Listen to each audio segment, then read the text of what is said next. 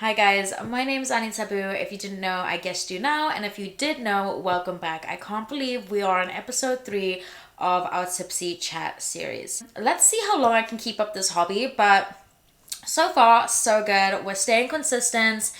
We are staying drunk and we're having a good time. So I think that's all that matters. As per usual, I asked you guys on Instagram what you would like to hear, and I got a lot of random questions that I thought would just be fun to do a drunk Q&A with me. So here we are. I hope somebody is drinking with me somewhere because it's never fun to drink alone, and I do that often. But let's get into them. Let me get my phone. So a question I always get is, am I single? I am single. AnnieTaboo is single. AnnieTaboo can't be in a long-lasting relationship because AnnieTaboo is unstable and unhinged. Okay, God can't keep her down. My parents couldn't keep me down. And I'll try and think and see if a man could do that. No.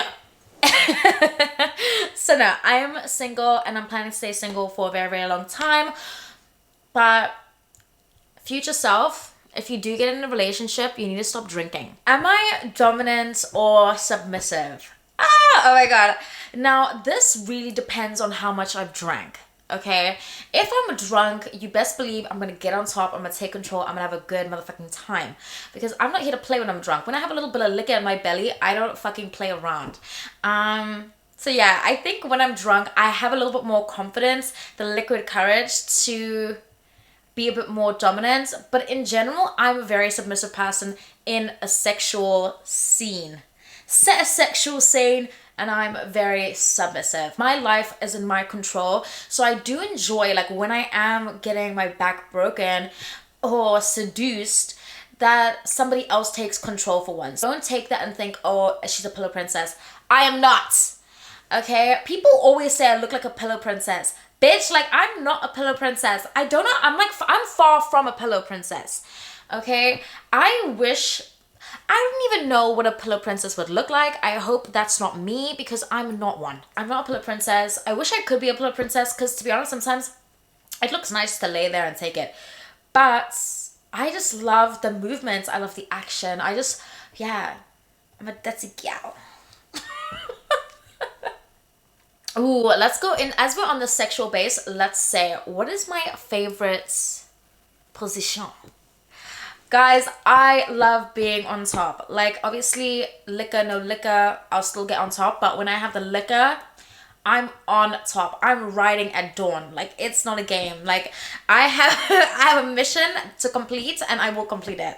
I think when I'm drunk, I can be on top for a very long time because your body is numb. Like, you're in the moment. You're drunk. Like, so I'm there, doing my thing. But when I'm not drunk, I'm huffing and puffing. Like, like my knees hurt. Like, I'm a little bit insecure because I saw, like, when I'm not drunk, I'm a little bit, like, out of my zone. I've noticed recently that I struggle to actually, like, make conversation or interact with people when I'm not drinking. So I think sober sex for me just isn't as appealing as being absolutely lit. Like I said, I love being on top, but I also really, guys, don't say anything. Maybe I am a pillow princess. I love missionary, okay? I love deep, slow, passionate, messy missionary. Spit in my face kind of missionary, look on my neck like a tiger missionary. If God said to me, this is the only position that you can have sex in for the rest of your life, I'll be like, deep, slow missionary. Spit in my face missionary. Choke me out missionary. You know what I mean? Slap me a little bit missionary. I think it can be so intimate, it can be so deep, it can be rough, it can be slow. It's just super versatile compared to the other positions. Like, if you're breaking my back, I feel like there's a speed, there's a motion to the ocean when you're breaking my back. But missionary, I feel like we can kind of take the reins. It takes two to have good missionary. Praise God. Why don't I start a Pornhub? Listen here, bitches. Pornhub and I are on the fence, okay? I've thought about it. I'm thinking about it. I sleep. I dream about it. I have nightmares about it. I just don't know about it just yet. I don't want to jump into it and be like, oh shit, I made a mistake. Because the internet, like I said, is forever. And even though people can leak your content on OnlyFans, I think once you go on Pornhub, like, that's like a serious step and statement in the sex industry. Now, I do want to get to that point, but I don't want to rush myself. I want to do it when I know it's right. And also, I feel like I shoot solo content. I would want to shoot like a really amazing video to be put on there for the first time. Like I said, I think in my previous video, if you're gonna get into this industry, at least make sure your content's good. So if it comes back to bite you in the ass, at least your pussy looks great. That kind of vibe. So Pornhub is on pause. We will be waiting. We will be seeing it. I love watching it, but maybe I would like to be watched on it. But we don't know just yet. I will give you guys dates if I ever do join the PH sites. So do not worry. So what did I do before OnlyFans? I was a waitress. I've been a waitress since I was about 15, 16. I was waitressing. I even worked behind a bar a few times when I was younger. But yeah, I was a waitress, a bartender, you know, in the UK, in Portugal. That was just my thing. If I'm going to be completely honest with you guys, for a very long time, I thought I could just be a waitress for the rest of my life. Okay. How to deal with negative comments / haters. Fuck them. Tell them to eat your ass. Bend over, spread your cheeks, and say, eat my ass.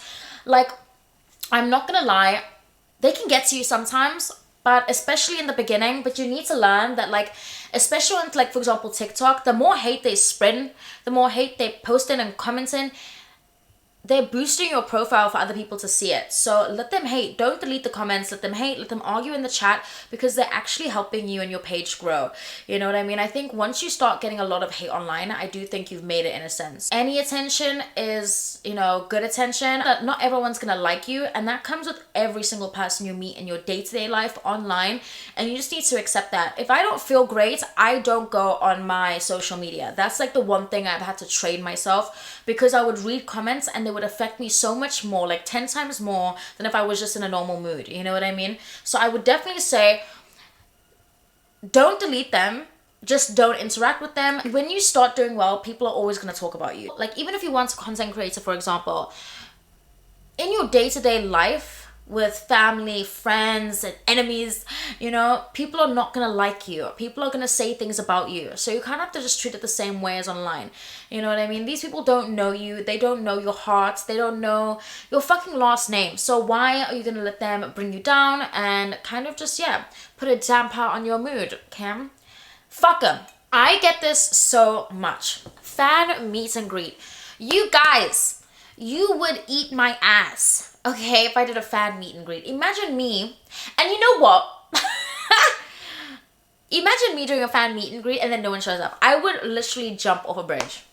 Okay? I would be so sad, but the thing is, I know that you guys would show up and would eat my ass. And in a good way too.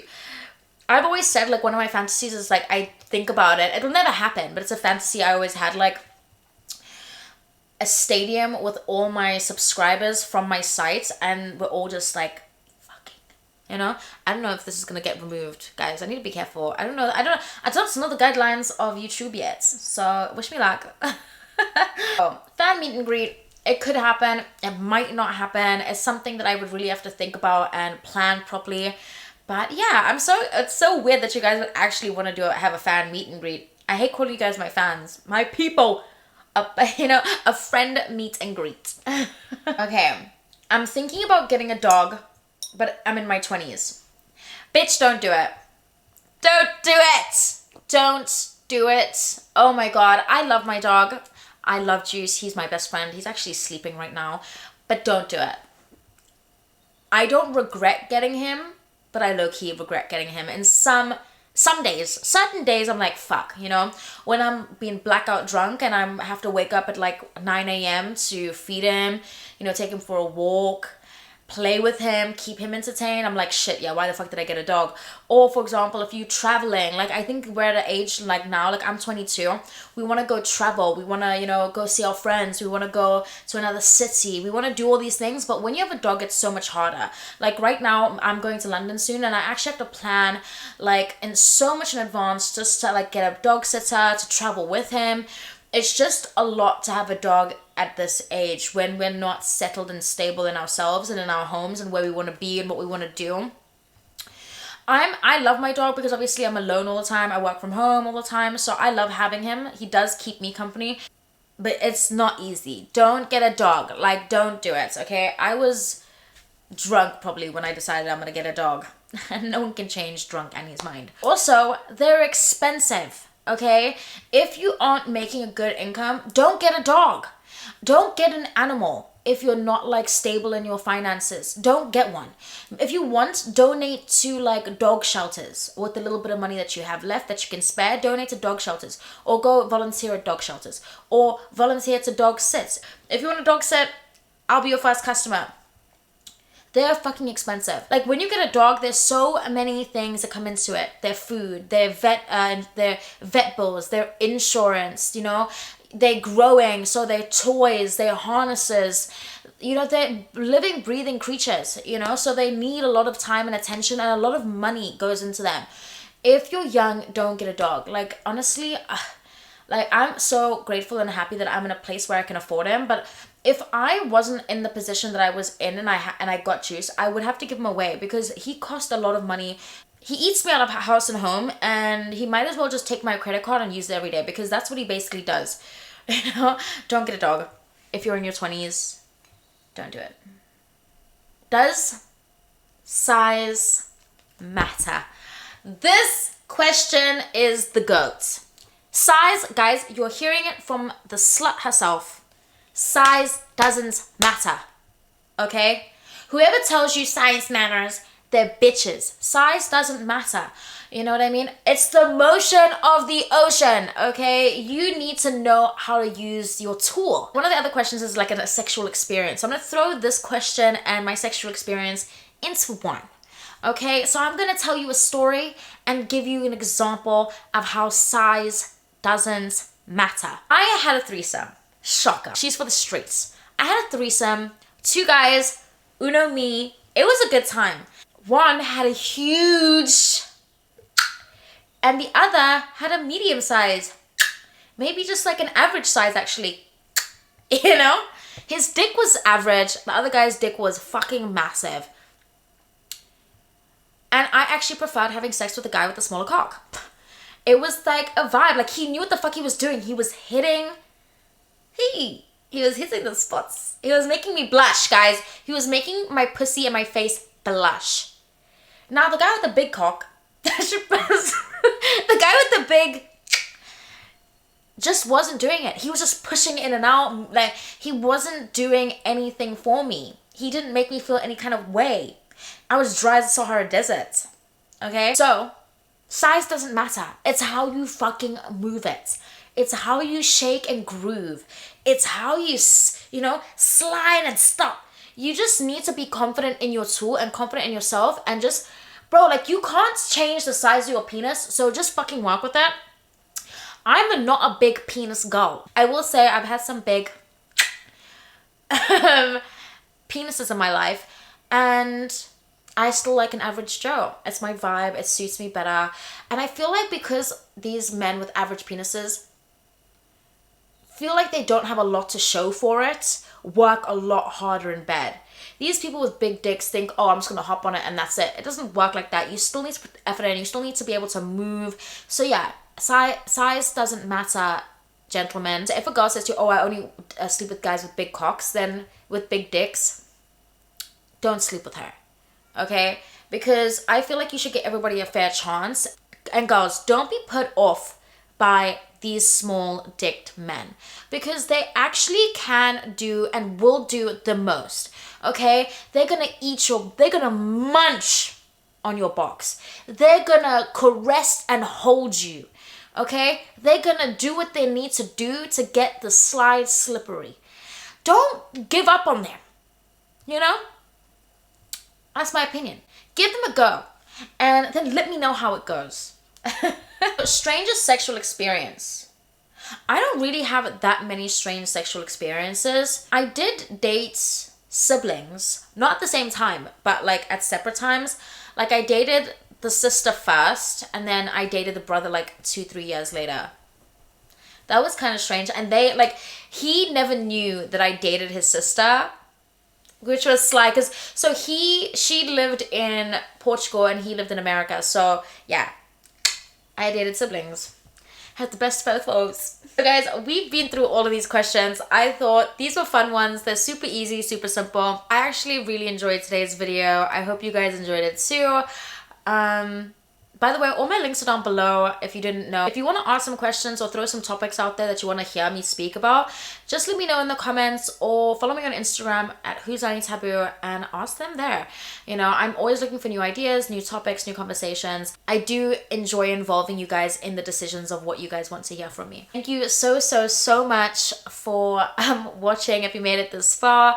Thank you so much for all the support you guys show on all my platforms. I really appreciate you. I love you guys. And I want to say stay blessed, stay safe, and I'll see you guys next time. Bye.